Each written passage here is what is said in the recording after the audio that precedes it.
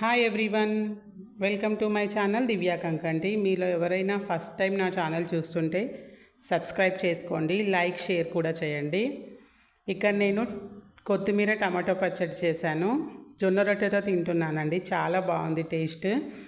ఈజీగా చేసుకునేటువంటి కొత్తిమీర టమాటో పచ్చడి ఎలా చేయాలో ఈరోజు నేను మీకు చూపిస్తాను. చాలా ఈజీగా ఉంటుందండి. ఒక 10 మినిట్స్లో అయిపోతుంది అంతా. ఇక్కడ నేను దానికోసం గ్రీన్ చిల్లీ ఫ్రై చేసుకుంటున్నాను.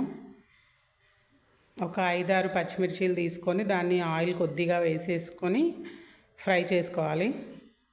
మరీ ఎక్కువ మొత్తం మాడిపోయేలా ఫ్రై అవసరం లేదు, నార్మల్గా కొద్దిగా ఫ్రై చేసుకుంటే సరిపోతుంది.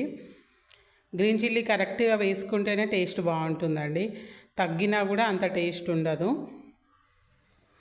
ఇలా మొత్తం ఫ్రై చేసుకోవాలి. వీటిని నార్మల్గా ప్యాన్లో ఆయిల్ వేసేసుకొని అందులో కట్ చేసుకున్న గ్రీన్ చిల్లీ వేసుకొని ఇలా చూపించిన విధంగా ఫ్రై చేసుకొని సపరేట్ చేసి పెట్టుకోవాలి.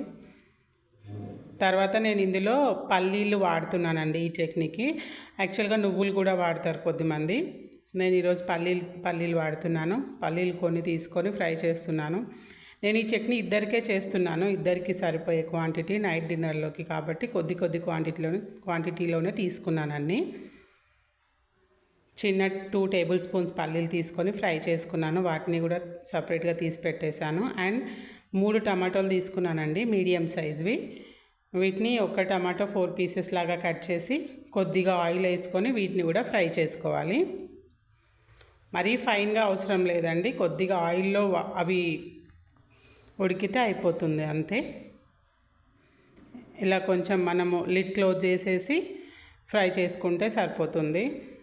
మళ్ళీ మధ్యలో లిడ్ ఓపెన్ చేసి అవి ఫ్రై అయినాయా లేదా చూసుకోవాలి. ఈ విధంగా మనం ప్రెస్ చేసి చూస్తే టమాటో అనేది మెత్తగా అయిపోతే సరిపోతుంది.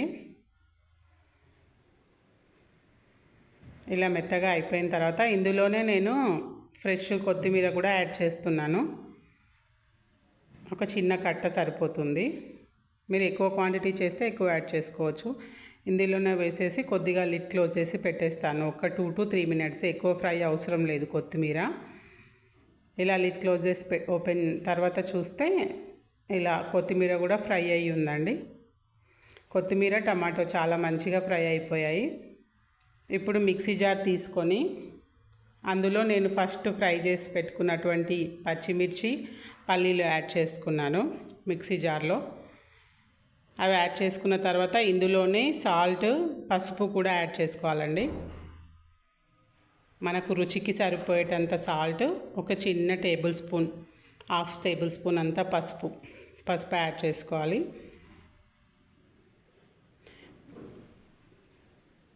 వీటిని ఫస్ట్ మిక్సీ పట్టేసుకోవాలండి. ఎందుకంటే నేను పల్లీలు వేస్తున్నాను కాబట్టి డైరెక్ట్ టమాటాలతో వేసి పడితే చట్నీ మరీ మెత్తగా అయిపోతుంది. ఇలా కచ్చపచ్చాగా ఫస్ట్ మిక్సీ పట్టేసుకున్న తర్వాత పల్లీలు, సాల్ట్, పసుపు అండ్ గ్రీన్ చిల్లీ వీటన్నిటిని మిక్సీ పట్టుకున్న తర్వాత మనం టమాటాలు అండ్ కొత్తిమీర ఫ్రై చేసుకున్న ఉంది కదా, అది కూడా ఇందులో వేసేసుకోవాలి. చల్లారిన తర్వాత వేసుకుంటే బెటర్ అండి. అండ్ ఇందులో చింతపండు కూడా యాడ్ చేస్తారు, బట్ నాకు పులుపు అవసరం లేదు, అందుకే యాడ్ చేయలేదు. తర్వాత మిక్సీ పట్టిన తర్వాత ఇలా ఉంది చట్నీ.